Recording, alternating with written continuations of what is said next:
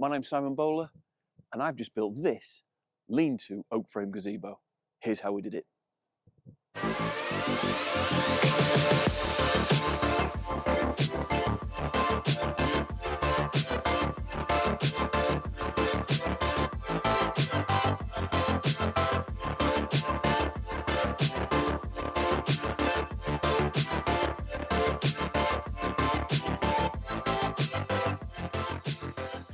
So this is our blank canvas. This is our start point for this project.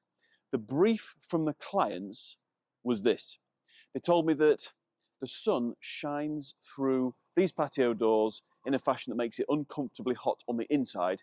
So they want some shade to protect them from the sun, but they also want to enjoy an outside, inside space, somewhere to sit and eat, somewhere that's undercover. So we're going to kill two birds with one stone and build an oak frame lean-to gazebo. It's going to be about 3 meters in this direction and about 4 meters in this direction. We're going to fix an oak post to the wall here, the same over here, and then there's going to be another oak post in the corner here to support the wall plate. We've got the posts here. Before we start and install it, we've got a footing to dig, but the weather today is absolutely appalling, so we're not going to do that today. What we are going to do is go over to where we're working, have a look at the posts, talk about those, and understand what has to happen to them before they come back out here. So we've just taken delivery of our oak beams. We hand choose all our oak beams from the supplier. We choose them for straightness and squareness. We don't choose them based on their colour. Notice the ones at the bottom are a completely different colour to the ones on the top. That's fine, because the first process that we're going to put them through is to plane them, make them nice and smooth, and make them look brand new again. So now we get to session the massive comedy size plane.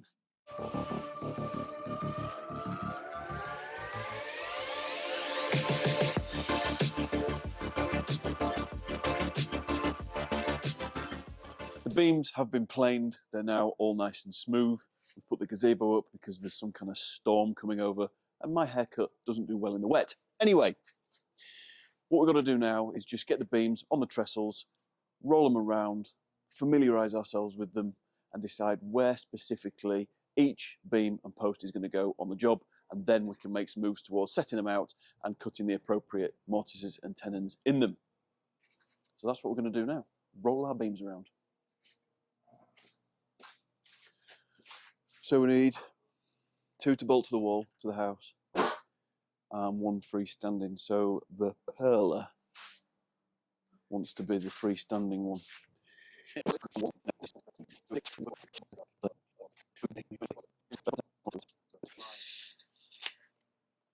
This is a 4-way.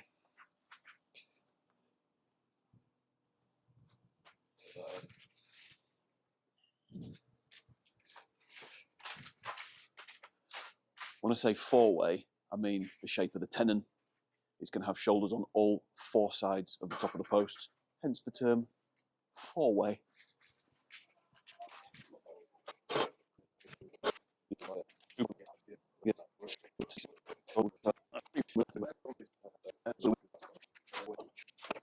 This is the post that we've identified as the one that we're going to use for the corner. It's, in our opinion, the prettiest of the 3 posts that we've got. They're all great pieces of timber because we chose them by hand, but this one, in our opinion, is the prettiest. So this is the one that's going to get seen from all 4 sides. We've got to put what we call a 4-way tenon on the end, like I mentioned earlier. Shoulders on all 4 sides of the post. It's a 200mm post. We're going to aim to leave a third of the material in the post, taking out a third from all 4 sides. For ease of maths, we're going to make a 65mm cut all the way around, then swipe it all out at 65mm deep, smash it off with a hammer, and that will show us our square tenon. All done with the comedy-sized handheld circular saw. We need to make sure that this tenon protrudes all the way through the half-lap joint in the wall plate. So I'm going to make it 210mm long, which will send it all the way through plus a bit, and we'll trim that off later. If that doesn't make sense now, it will do in the fullness of time. 210mm.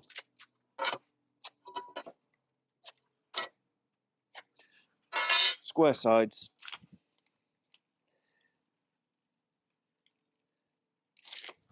65mm deep.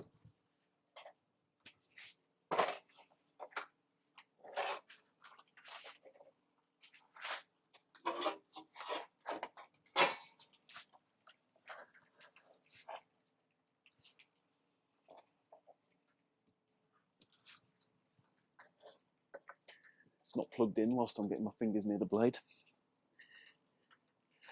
It's a bit deep.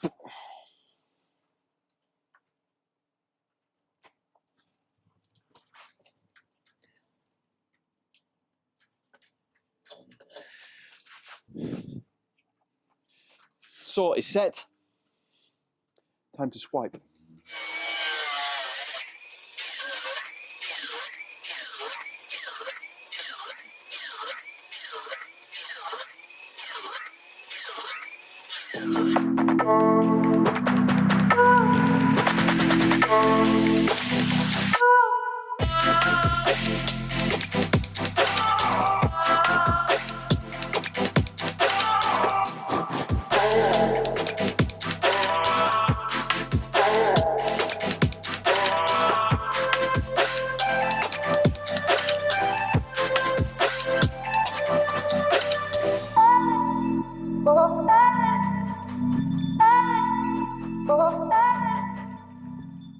So you can see that we've left a third of the material in the middle of the post. That tenon will sit very nicely in a mortise that we're going to cut in the ends of the two wall plates.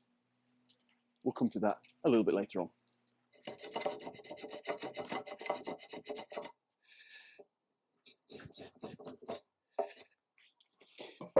So this post is one that's getting bolted to the house. It's got a tenon with 3 shoulders. That's to accommodate the wall plate. The wall plate is going to sit on top and be coming off in that direction. It's a little bit awkward to explain as we are on the trestles here. All will come apparent. We've got one more of these to do, then we can look at some mortises and we get to play with the chain mortiser, which is always good news. All of the posts are prepped. We have a tenon on the end of each support post, which means we can move on to the knee braces. The knee braces are these things, the curvy bits, the quintessential detail on any oak frame. So now we have to cut some mortises in the post. We have to understand where that mortise needs to go, and the process of setting it out is very simple. One tenon fits in the wall plate, one tenon fits in the post. So if you offer it up to the side, you have line of sight down the shoulder of the knee brace, lining up with the shoulder on the post, which tells you exactly where this mortise needs to go.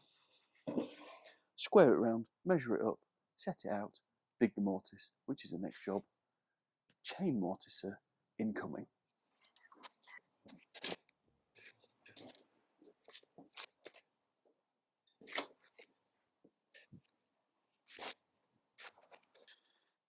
Layout is done.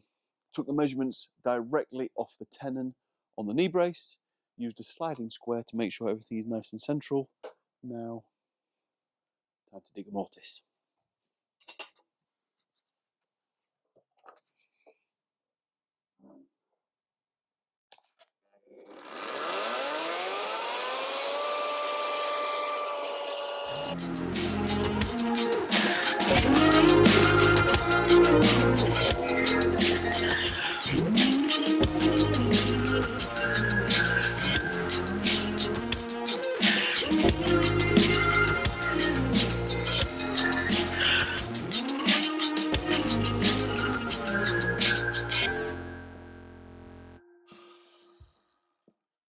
It just makes so much sawdust, it makes me smile every time.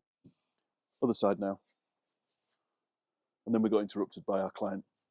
Sorry. It's all right. Just wait until you stop to do the What I was saying was, this machine generates a lot of sawdust, and it makes me smile every time I use it. I think we got it that time. Oh, you want me to carry on? Well, I've got the other side to do.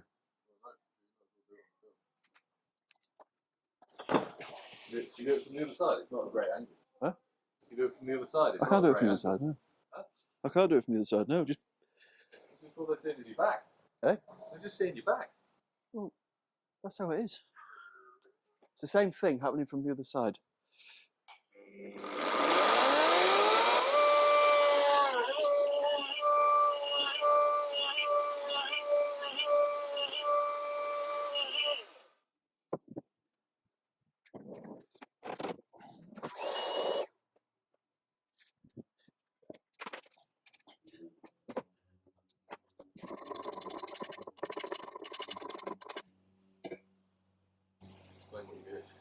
I'm making it fit. Is that... The machine cuts a rounded bottom in the bottom of the mortise, and obviously the edge of this is still square, so I'm just knocking the corners off. It's important that the tenon is shorter than the mortise, so that when the timber shrinks, they don't crash into each other. So it's got to fit. It's got to be slightly too short. It's got to be a snug-ish fit. We're not after a press fit. Similarly, it doesn't want to be baggy.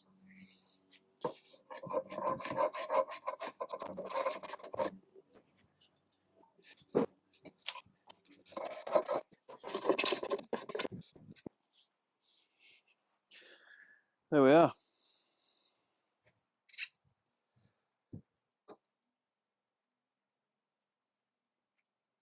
Lovely job. Repeat that for each knee brace.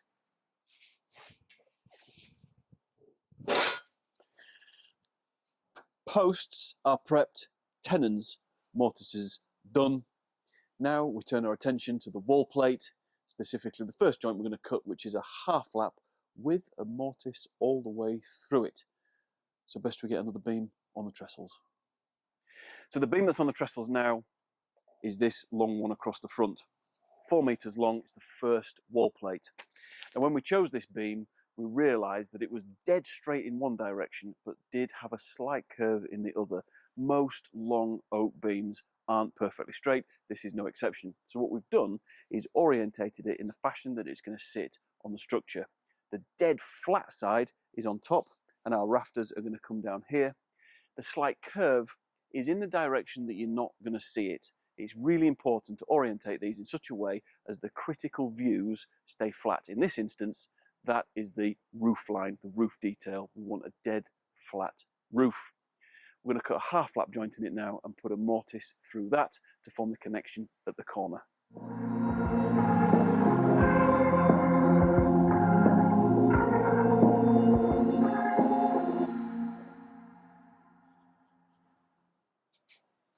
So that's that, flattened off, ready for a mortise that goes all the way through to accept the tenon on the corner post. If you remember, that was the one, that was the four-way one, the one with shoulders on all four sides. So this is going to receive a mortise all the way through to suit that tenon. The tenon on the end of the corner post is 70 millimeters square. So not surprisingly, the mortise needs to be 70 millimeters square in the middle of the underside of this wall plate, going all the way through. So I'm going to lay that out and then dig it out with the J mortiser.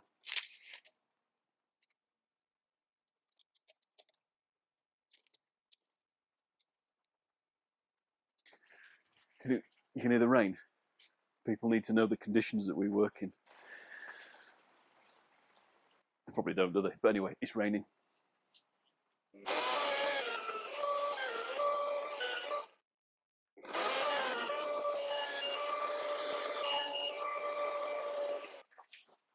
Mortise is through, 70 mil square. We also need a mortise for the knee brace in the underside of this wall plate. So that gets set out in a very similar fashion to the mortises that were in the posts. In this instance, we're lining the shoulder of the knee brace up with the shoulder on the underside of the wall plate. Mark it off. Set it out and dig it out.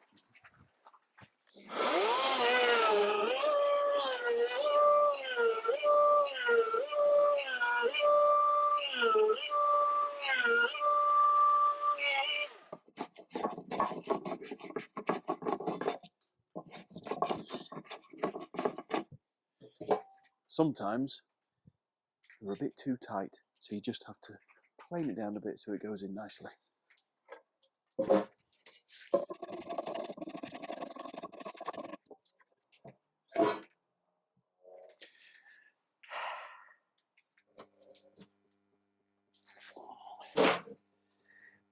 So that is that corner assembly done, half-lapped, mortised, tenoned, the lot. And that is the end of today, which is convenient because it's getting dark. Hopefully, when we come back, the weather will be a bit better and we can look at digging that hole and casting that concrete footing. We better get the brush out and start steering that, I think. Today is a new day and the weather has improved dramatically, which is good news. All of the beams are prepped now, and since it's stopped raining, I'm going to turn my attention to digging this concrete footing. What we need is a concrete footing underneath the patio to take the compressive force, the weight of the gazebo. And it is as simple as lift up some flags, dig a hole, fill it full of concrete, and put the flags back in. It's a simple process. It's arduous. I'm a bit too old and tired for it, but I'm going to get on with it anyway. Roll time lapse.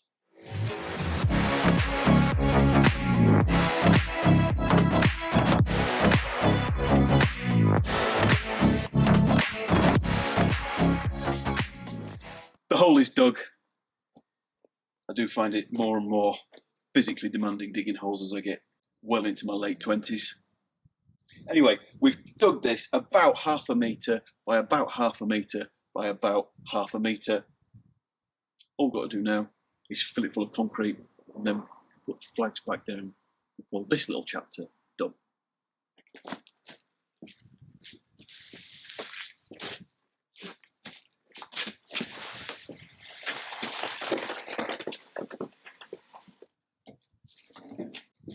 We need a bit more.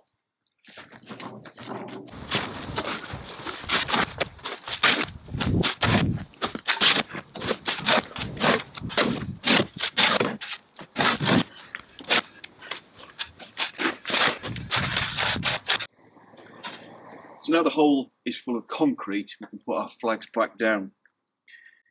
The concrete is a 5-to-1 mix. We're going to put the flags on a 4-to-1 mix. And we're going to put the flags straight on top of this concrete before the concrete's gone off, so that as everything goes off, it all goes off in one solid lump.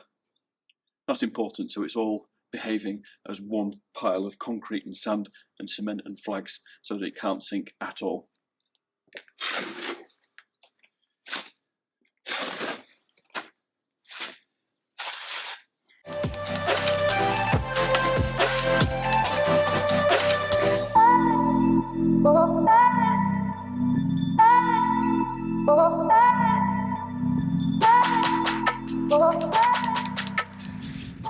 Now, I'm no expert at paving. I do it a little bit here and there, now and again, just to facilitate projects like this. But what I do know is that you've got to have a solid full bed, and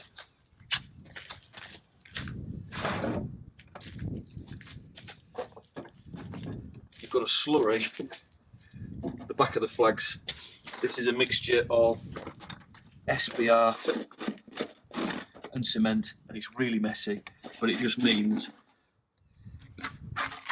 that the flag will actually stick to the sand and cement. You can put this on with a roller. I didn't bring a roller, so I'm using the back of a trowel.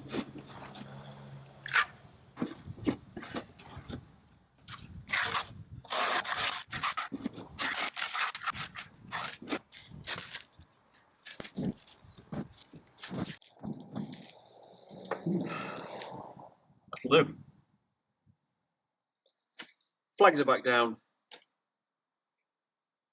and my back's recovered. So we have positioned the outer 2 staddle stones. We've cut the back off those staddle stones. You'll see why when we put the posts on. It's down to the size of the stone versus the size of the post.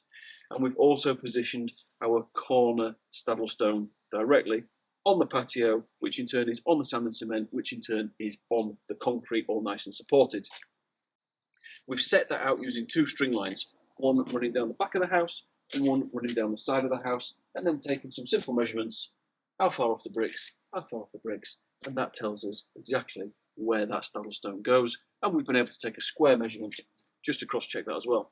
So now we can work out exactly the final dimensions in terms of length of our 3 posts and our 2 wall plates and get ready to lift it into place. We have bolted the first 2 posts to the existing structure, the house. So we're going to lift our wall plates into position now. Some years ago, one of our clients came to us and they said, Simon, can you make an accommodation for us putting an LED strip to uplight the ceiling? We said, yeah, no problem. What we'll do is we'll router a groove in on top of the wall plate so that you can put a diffused LED strip in. It'll look beautiful, uplighting the rafters. One client asked once, but what we do now is we put that groove in the top of the wall plate on every single project, because really you only get one chance to do it. It will be extremely awkward to do it after the roof is on.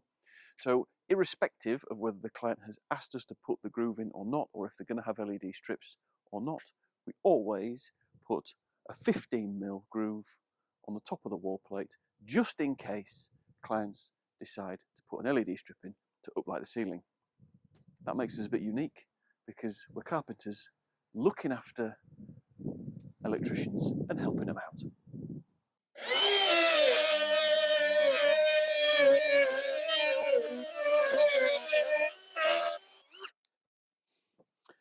So that is a 2-flute straight cutter in the router. We use the fence to keep it nice and straight, nice and parallel. It's a 1/2-inch cordless router. It's an absolute pleasure to use. So that's ready for an LED strip, should our clients choose to put one in. So what you've just seen is us having lifted the beams in, strapped all the joints together as tight as we can, drilled them all the way through, and hammered our oak dowels in. So the last chapter, the last thing to do before we move on to the roof is to put our stop chamfer detail in. This could be done before we erect the frame, but for some reason we've fallen into the habit of always doing it after we've erected the frame. That works for us. That's what I'm going to do now before we move on to the roof.